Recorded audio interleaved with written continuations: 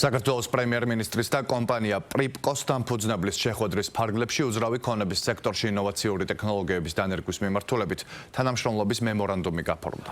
შეხვედრისას საუბარი შეეხო საქართველოში არსებულ ხელსაყრელ საინვესტიციო გარემოს, ბოლო წლების განმავლობაში არსებულ ეკონომიკური ზრდის ტენდენციებს, ასევე ტურისტულ პოტენციალს და ინოვაციური ტექნოლოგიების დანერგვის მიმართულებით საქართველოს მთავრობის მიერ გადადგმულ ნაბიჯებს.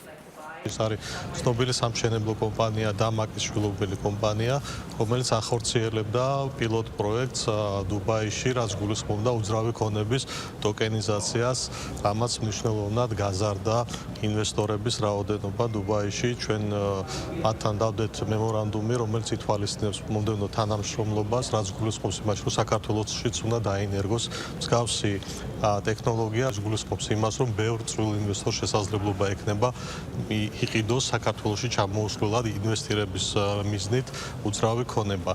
ეს არის მნიშვნელოვანი ნაბიჯი იმისათვის, რომ კიდევ უფრო გახსნილი გახდეს საქართველოს უძრავი ქონების ბაზარი უცხოელი ინვესტორებისათვის.